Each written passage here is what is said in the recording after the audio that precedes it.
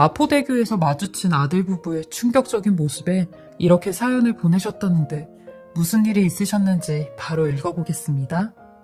안녕하세요. 이날 이때까지 이룬 것도 별로 없고 가진 것도 별로 없는 64세 할머니입니다. 가만히 내 인생을 돌이켜보면 64년이란 세월이 허무하기만 하더라고요. 먼저 제가 살아온 얘기를 간단히 해볼게요. 저는 20살에 서울로 돈을 벌겠다며 저 먼 강원도 홍천에서 아버지 엄마의 만류에도 불구하고 몰래 짐을 싸들고 서울로 도망을 간 사람이에요. 그땐 왜 그리도 가난한 농사꾼의 집안이 싫었는지 이 구질구질한 시골을 떠나고 싶었죠. 그리고 동네에서 잘 알고 지내던 언니가 한 명 있었는데 그 언니가 서울에서 공장을 다녔어요. 한 번씩 그 언니가 고향에 내려올 때면 삐까번쩍한 구두에 원피스에 양손 가득 부모님 선물을 사오는 모습이 그렇게 부럽더라고요. 그 모습에 나도 고향을 떠나 서울로 가야겠다는 결심을 하게 되었어요. 근데 그때 저희 부모님은 서울엔 무슨 도깨비라도 살고 있는 줄 아셨고 그냥 동네 총각 만나 결혼하고 농사일이나 하라고 하셨어요. 하지만 전 돈이 벌고 싶더라고요. 그저 돈을 벌고 싶단 마음에 부모님 두 분 가슴에 대못을 받고 서울로 야반도주를 하게 되었거든요. 저는 만나는 사람들에게 강원도에서 왔다는 얘기를 일절하지 않았어요. 강원도에서 온 아무것도 모르는 쑥맥인 여자 취급을 받지 않으려고 아주 부단히 애를 썼죠. 근데 결국엔 사기를 당하더라고요. 바로 저희 남편한테 사기를 당했는데 총각인 줄만 알았던 남편이 사실은 장가를 2번씩이나 다녀온 남자였어요. 저는 그것도 모르고 남편과 결혼을 하게 되었는데 차마 이런 남자와 사는 걸 저희 부모님께는 알릴 수가 없었고 전 그렇게 평생을 불연녀로 부모님 얼굴도 뵙지 못한 채 살았어요. 그래서 그런지 지금 저의 고난이 불효에 대한 대가인가 봐요. 결혼을 하고 나서 얼마 안 돼 남편이 두돌 갓 지난 남자아이를 데리고 왔는데 그때 알게 된 거죠. 전 부인 사이에서 낳은 자식이라는 걸요. 남편은 이제부터 이 아이는 우리가 키워야 된다고 하는데 저는 이 아이한테 무슨 정이 붙었는지 내 자식도 아닌데 열심히 키웠습니다. 어쩌면 이 아이를 키우면서 저희 부모님께 죄스러운 마음을 용서라도 빌듯이 더 열심히 키운지 몰라요. 근데 제 남편이라는 인간은 재벌은 남 못 준다고 또다시 저와 지 어린 아들만 남긴 채 호련히 자취를 감춰버렸습니다. 심지어 남편 놈은 제가 고향에 보내려고 모아둔 돈 50만 원까지 가지고 사라졌는데 정말 하늘이 무너지는 것만 같았습니다. 저랑 딱 5년을 살았고 이때 아들의 나이는 7살이었습니다. 근데 차마 이런 아들을 두고 떠날 수가 없었어요. 아무리 내 아들이 아니어도 5년이란 시간을 같이 했는데 날 엄마라고 따르는 이 조그마한 아이를 두고 갈 수가 없었어요. 그렇게 저는 끝까지 아들에게 친엄마로 남기로 마음을 먹었습니다. 물론 저희 아들은 이런 사실을 몰랐죠. 제가 꼭꼭 숨겨왔으니까요. 제 주변 모든 사람들도 아들이 제 친아들이라고 알고 있거든요. 저는 12시간의 노동으로 한 달에 8만 3천 원을 벌었고 다 쓰러져가는 판잣집에서 사글세 5만 원을 내며 아들과 함께 아둥바둥 살았어요.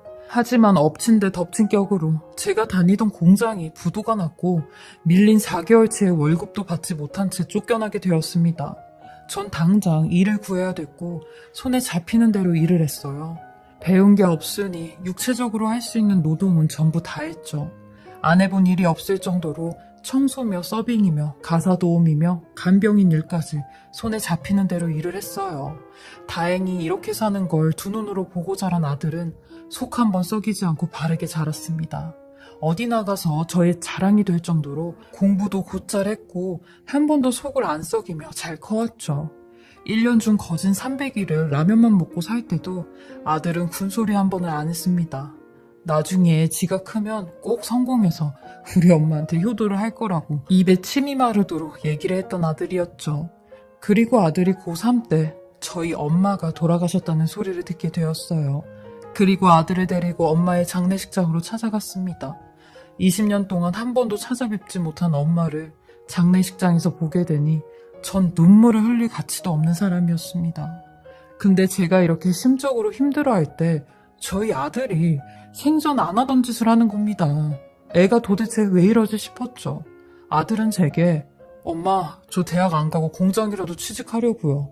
그러니까 엄마도 그렇게 아세요. 저 대학 안 가요. 라고 하는데 전 그런 아들에게 처음으로 소리를 질렀어요. 뭐 이놈아? 너 지금 시험 3달 앞두고 그게 무슨 소리야? 엄마가 이렇게 사는 거 보고도 공장에 취직을 하겠다고? 그런 소리를 해? 너라도 엄마처럼 살면 안 되잖아. 무조건 대학은 가야지. 엄마가 지금 할머니 때문에 힘든 거 알면서 너까지 그런 소리를 하면 어떡해? 라고 하니 대번 저를 밀치고 밖으로 나가버리는 겁니다. 밤새 아들을 찾아다녔고 지하철역에서 쭈그려 앉아있는 아들을 발견했습니다. 그리고 아들을 데리고 와 따뜻한 밥을 해먹이며 이 세상에 우리 둘밖에 없는데 둘 중에 하나는 제대로 된 사람이어야지 않냐고 했죠. 아들은 제 말에 울면서 꾸역꾸역 제가 차려준 밥을 다 먹더라고요. 그리고 제 바람대로 대학에 입학을 했어요. 엄청 좋은 대학은 아니지만 학비가 저렴한 서울 4년제 국립대학교에 입학을 했죠. 그리고 졸업 후 아들은 중견기업에 취직을 했고 대리 직급을 달자마자 결혼을 했어요. 며느리도 참 착하고 참한 아이였는데 아들은 지랑 똑 닮은 아이를 데리고 왔더라고요. 저도 며느리가 생겼다는 생각에 얼마나 기분이 좋은지 밖에 다닐 때도 꼭 손을 잡고 다녔어요. 정말 딸 하나 생긴 기분이더라고요. 이렇게 없는 집안에 시집을 오는데도 저희 며느리는 싫은 내색 한 번을 안 했어요. 저한테도 얼마나 잘하는지 몰랐죠. 저도 이런 며느리에게 없는 살림이지만 뭐 하나라도 더 챙겨주며 잘 지냈어요. 그리고 전 55이라는 나이에 맞지 않게 허리가 완전히 휘게 되면서 그 흔한 청소일도 하지 못하게 되었습니다. 돈은 벌어야겠고 자식한테는 죽어도 손을 벌리기 싫었거든요. 아들 결혼할 때 제가 보태준 게 없어서 지네 둘이 어떻게 사는지 누구보다 더 잘 알고 있는데 제가 도움이 되진 못할 망정 폐를 끼치는 건 싫었어요. 그래서 사실 창피하지만 폐지 줍는 일을 시작했어요. 아줌마인데도 불구하고 창피하더라고요. 동네에 아는 사람들과 마주치지 않으려고 새벽에 나가서 박스고 고물이고 돈 될 만한 것들을 다 주워다 팔았어요. 5,000원, 8,000원을 받아가며 그거 아끼며 살았어요. 근데 이 일도 한 7년을 하다 보니 저도 얼굴이 두꺼워지더라고요. 이제는 되려 동네 분들이 저희 앞에 박스나 고초를 두고 가시더라고요. 저희 아들도 이런 제 모습을 보면서 용돈을 더 드리지 못해서 죄송하다는 말을 하더라고요. 전 그런 아들에게 무슨 소리냐고 했어요. 한 달에 30만 원 벌려면 얼마나 힘든지 아냐고. 이것도 내가 미안해서 못 받는 판인데 그런 말 하지 말라고 했죠. 나는 내 인생이 지금 나한테 가장 잘 맞는 옷이라고 했어요. 근데 하늘도 무심하지. 이런 제게 또 한 번의 시련이 닥쳤습니다. 그동안 제대로 된 건강검진 한 번을 못 받아보다가 결국 당뇨 합병증으로 신장이 완전히 망가지면서 투석을 해야 되는 상황까지 오게 되었어요. 저희 아버지도 당뇨로 고생하시다가 돌아가셨는데 당뇨도 유전이라고 하더라고요. 병원에서는 이미 신장 기능이 10%밖에 안 남았다고 했고 지금이라도 당장 투석을 해야 된다고 했어요. 영원히 건강할 줄만 알았던 제가 나이가 드니 맨 망가지는 건 몸뿐이었어요. 그리고 제일 먼저 드는 생각이 돈이었죠. 투석 한 번 하는데 2만 원 정도 들고 주 3회를 받아야 한대요. 보통 한 번 하는데 4시간이 든다고 했죠. 투석을 하고 나면 그날은 아무것도 못한다고 의사 선생님이 신신당부를 하시는데 제 주 수입원인 폐지 줍는 일은 언감생신하지도 못하게 생겼더라고요. 투석 비용 2만 원에 왔다 갔다 택시를 타고 다니면 10,000원이 넘게 깨지는데 한 번에 3만 원을 쓴다는 건 제게 너무 큰 돈이었습니다. 제 사연을 들으시는 분들 중엔 3만 원이 뭐가 그렇게 큰 돈이냐 하실 텐데 없는 사람들 입장에선 그 돈도 크더라고요. 아들에겐 알리지 않으려고 했는데 보호자의 동의가 필요하다고 해서 어쩔 수 없이 아들과 며느리가 이 사실을 알게 되었죠. 아들은 제게 절대로 일하지 마시고 무조건 본인 말을 따르라고 하며 아주 단호하게 말을 하더라고요. 엄마가 제 말 안 들으시고 일하시면 그때는 정말 인연 끊고 살 거라는 말까지 해가면서요. 전 이런 아들의 말에 단돈 10,000원이라도 아끼려고 그 힘든 투석을 끝내고도 버스를 타고 다녔어요. 투석을 받으러 다닐 때마다 아들한테 3만 원씩 받았는데 제가 그 피 같은 돈을 어찌 쓰겠나요. 아마 이 사실을 알면 아들 며느리도 가만히 있지 않겠죠. 그날도 어김없이 투석을 마치고 집에 가는 버스에 몸을 실었어요. 그리고 창문에 기대 마포대교를 한참 동안 달리고 있는데 제 옆으로 웬 중국집 배달 오토바이가 한 대 지나가는데 그 좁은 오토바이에 여자랑 남자가 타고 있는 겁니다. 저는 속으로 아유 저 좁은 오토바이에 둘이 어지간히도 좋은가 보다 라고 생각을 하며 다시 한번 쳐다봤죠. 근데 세상에 그 오토바이에 제 아들과 며느리가 타고 있는 겁니다. 전 순간 제 눈이 어떻게 됐는지 알았어요.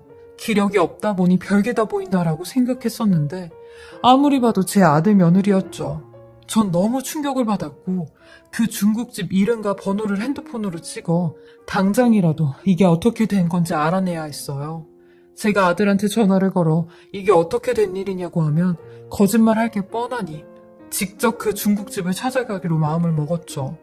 그 중국집에 전화를 하니 주소까지 아주 상세하게 알려주더라고요.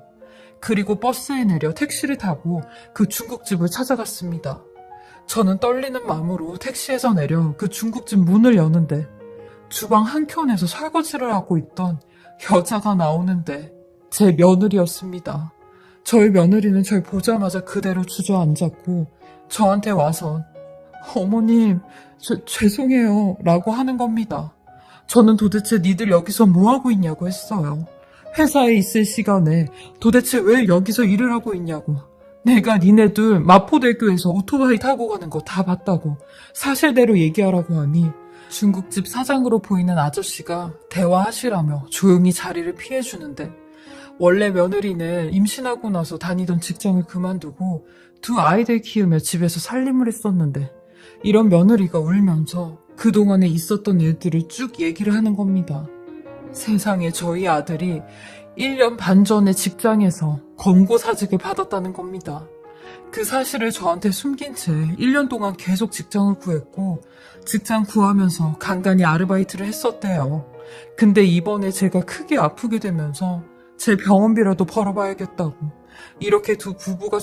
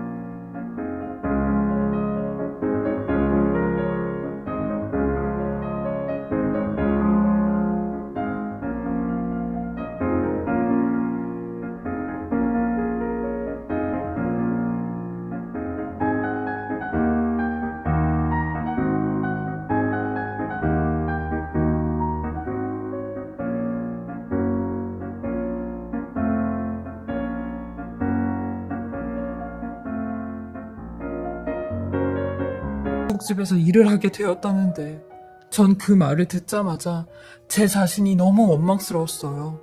결국 아들 며느리의 피를 빨아먹고 사는 존재 같았거든요. 그리고 타고 다니던 차까지 팔아 중국집 사장님의 배려로 출퇴근용 배달 오토바이를 하나 받았다는데 전 그 자리에서 오열을 했습니다. 며느리도 울고 저도 울었네요.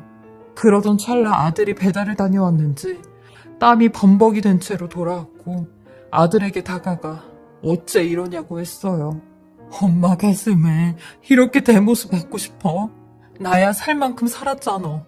니들이 살아야 될 거 아니야. 아들 며느리가 이렇게 번 돈을 내가 어떻게 받아? 했죠. 그러니 아들은 헬멧 사이로 흐르는 땀과 눈물이 범벅이 된 채로 제게 충격적인 말을 하기 시작하는 겁니다. 어머니, 저 사실 제가 어머니 아들 아닌 거 다 알고 있었어요. 라는데 전 순간 아들의 그 말을 듣고 입이 다물어지지가 않았어요. 그러면서 어머니께서 친아들도 아닌 절 40년 넘게 돌봐주시고 키워주시고 어느 누가 어머니처럼 남의 자식을 이렇게 키워줘요. 제가 어머니를 만나지 않았더라면 전 이런 사람조차 될 수 없었을 거예요. 라고 하는데 전 제 아들이 이 사실을 알고 있을 거라곤 꿈에서조차 생각을 못했습니다. 40년이 넘도록 저 혼자 감추고 감춘 이 사실, 남들한테 들키지 않으려고 잠꼬대조차 하지 않았는데 아들은 이미 알고 있었다니 정말 하늘이 무너지는 것만 같고 제가 죄인이 된 기분이었어요. 전 아들의 말에 차마 고개도 못 들고 하염없이 눈물만 흘리고 있었죠. 그러니 아들이 제 손을 잡으며 어머니, 울지 마세요. 제가 어머니한테 받은 이 은혜를 무엇으로 갚아야 할까 고심을 한 끝에 이렇게라도 갚고 싶었어요. 하는데 아들에게 도대체 그 사실을 언제 어떻게 알았고 숨긴 건 얼마나 되었냐고 물어봤어요. 그러니 아들 나이 19살 때 저희 어머니 장례식장에서 듣게 되었다는 겁니다. 아들이 계단에 쭈그려 앉아 있는데 저희 친언니와 형부가 하는 얘기를 듣게 되었대요. 저희 친언니만 이 사실을 알고 있었거든요. 하필이면 그때 그걸 아들이 듣게 된 거죠. 그 이후로는 쭉 알고 있었다는데 그래서 그때 대학 시험 3달을 앞두고 대학에 가지 않으려고 한 것도 이것 때문이었다고 하더라고요. 제가 본인의 친모도 아닌데 여태까지 버리지 않고 키워준 것도 감사한데 속 편하게 대학 공부를 하는 게 죄스러웠대요. 엄마도 아닌 제가 본인 대학 학비 때문에 고생하는 게 미안했다네요. 그래서 대학에 안 가고 나가서 돈을 벌려고 했었대요. 돈을 벌면 당장이라도 생활비를 벌 수 있으니 그거라도 저를 돕고 싶었다는데 저는 이런 아들의 얼굴을 쓰다듬어주며 진명아, 그 은혜 갚을 필요 없어. 네가 그동안 자라면서 나한테 준 행복감이 얼마나 큰지 아니? 부모도 없고 남편도 없는 내 인생에 너라는 아들이 생겨 내가 얼마나 든든하고 행복했는지 모른다. 판잣집에 비가 새서 빗물이 뚝뚝 떨어져도 너와 함께 있으면 외롭지 않고 엄마는 행복했어. 만약에 너라도 없었다면 얼마나 처량했겠니? 내가 널 키우면서 느꼈던 기쁨은 어떠한 걸로 대체가 안 돼. 비록 내가 널 낳진 않았지만 너는 내 아들이야 라고 말하니 아들이 제 손을 꼭 잡으며 눈물을 삼키며 엄마라고 하더라고요. 그러니 옆에 있던 며느리도 제 손을 잡고 어머님 감사합니다. 어머님께서 이런 훌륭한 아들을 키워주셨어요. 저희 다시 일어날 거예요. 그러니까 어머님께서도 포기하지 마시고 건강 챙기셔야 해요. 라고 하는데 제가 정말 복이 많은 사람이라 생각했어요. 아들이고 며느리고 세상에 이런 자식이 어디 있겠나 싶었고 이런 제 자식들로 인해 부모님을 떠나 서울로 도망온 저의 죄가 다 사해진 것 같았죠. 이 일이 있고 난 뒤 2년이 흐른 지금 저는 여전히 투석을 받으며 하루하루를 소중히 살고 있고 저희 아들과 며느리는 그 중국집을 인수받아 가게 사장님이 되었어요. 저도 몸 컨디션이 좋을 때면 가서 설거지라도 돕고 있어요. 투석받는 몇 년간은 식사 조절만 잘하면 한동안은 버틸 수 있다고 하더라고요. 하지만 여기서 몇 년이 더 지나면 정말 큰 고통을 느끼게 된다는데 그때는 말할 기운도 목소리도 나오지 않는다고 하더라고요. 그때가 오기 전까지 아들 며느리와 함께 남은 여생 조금이나마 추억을 쌓으려고 가게에 나간답니다. 비록 제 인생이 훌륭하진 않았지만 이런 아들 며느리를 둔 엄마로서는 훌륭하다고 생각해요. 지금은 그동안 살아온 64년 평생 제일 행복하고 기쁘답니다. 제 사연 들어주시는 모든 분들도 행복하시고 건강하시길 바라겠습니다. 지금까지 사례자분의 글을 읽어보았는데요. 아드님께서 그 모든 사실을 알고 계셨다는 말에 저도 정말 놀랐습니다. 사례자님의 그 따뜻한 마음이 아드님께도 전해져 이런 행복한 가정을 이뤄내신 것 같아요. 사례자님 말씀대로 사례자님 정말 훌륭한 어머니세요. 건강관리 잘하셔서 오래도록 가족분들과 함께 행복하시길 바라겠습니다. 지금까지 커피앤톡이었습니다. 오늘도 제 채널을 봐주셔서 감사합니다.